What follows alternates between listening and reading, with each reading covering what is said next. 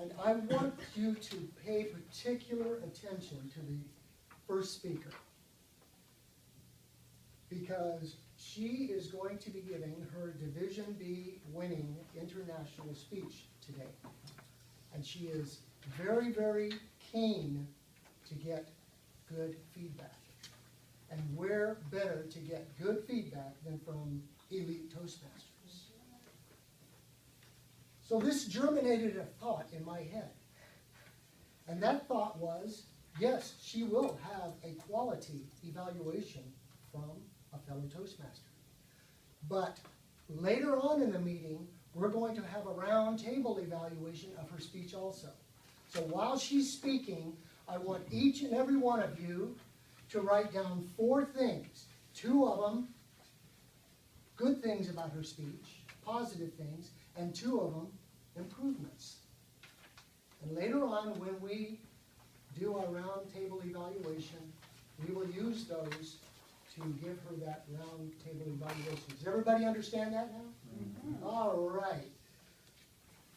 That being said, I'm going to introduce her as if she were competing in a contest. Rachel Velez, Starfish Throwers. Starfish Throwers, Rachel Velez.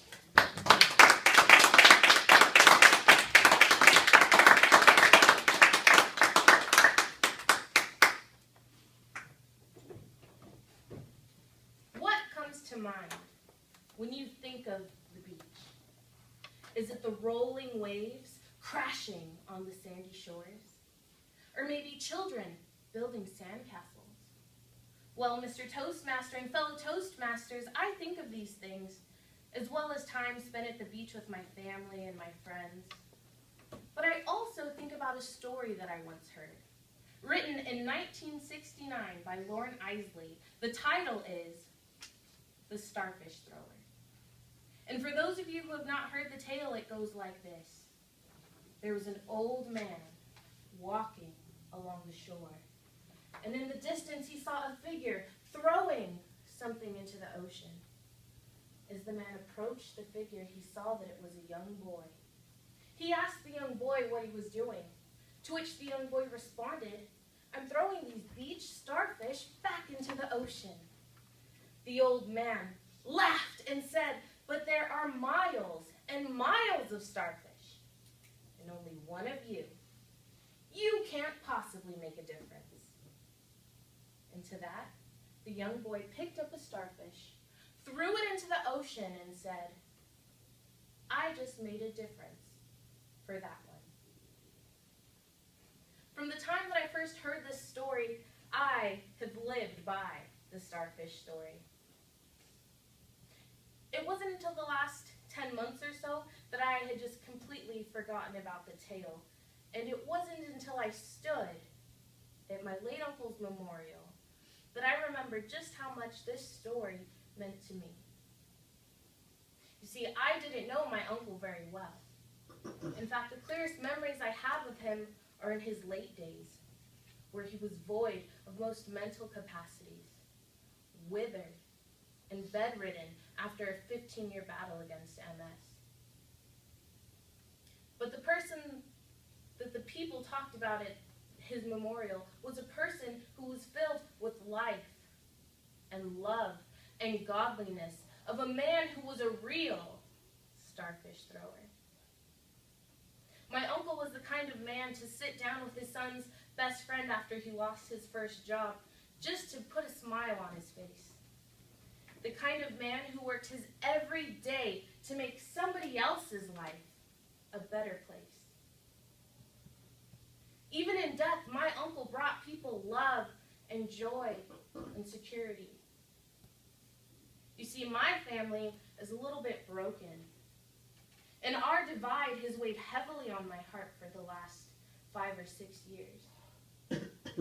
But at my uncle's memorial, I was able to see people that I hadn't seen in years, including my little cousins, who are now a freshman in college, freshman in high school. Seeing them lifted me out of a darker place. My uncle was inadvertently a starfish thrower when he brought my fragmented family back together again. I'd like to ask you, have you ever felt like a starfish, like a beach starfish? Out of place, out of water, unsure of what was to come, or scared? I know that I've felt this way countless number of times in my life, including during my family's divide, but I have been fortunate enough to have starfish throwers in my life. In fact, the first starfish thrower I remember was my childhood karate instructor, Sensei Cindy. When I was a child, I was picked on a lot for being dark-skinned and curly-haired and a little chubby. But Sensei Cindy taught me life lessons that I still hold dear to this day. Now, when I was a kid, I hated sparring class. I hated karate, and I really, really hated fighting. I was a passive child, more of a lover than a fighter. So my favorite technique in fighting was the backing away, keeping everyone at a distance. And one day, as I was practicing this move, Sensei Cindy yelled, "Break!" Stopped my match, pulled me off to the side and said, "Rachel, you will never learn to face your problems if you keep running away from them." And so that day I learned to face my problems. When she tied my karate belt to my opponent, there was no escape. The other thing I hated about sparring class was getting hit. And one time I was kicked so hard, I stopped my own match, bent over, panting, ready to cry. So Sensei Cindy officially ended it, yelling, "Break!" She pulled me off to the side, said, "Rachel, put your hands over your head and take a deep breath." I did, and she said, "Never show your opponents your weakness." So I nodded and wiped the welling tears from my eyes, got back in my stance, finished the match, and cried the whole way home. But Sensei Cindy taught me to find strength in myself and in my family, and to stand up to my problems. She germinated confidence within me at an early age. She was a starfish thrower.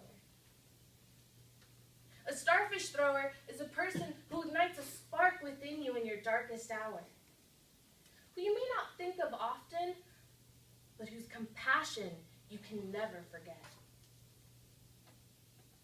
A starfish thrower is someone who changes the lives of others, and we all have the ability to be a starfish thrower, to positively affect another person simply by lending a listening ear, or a shoulder to cry on, or a helping hand.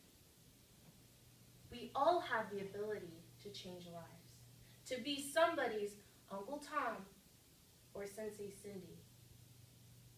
So as you walk along the sandy shores of life, remember that, wow, there are miles and miles of starfish, and only one of you can make a difference for someone. Mr.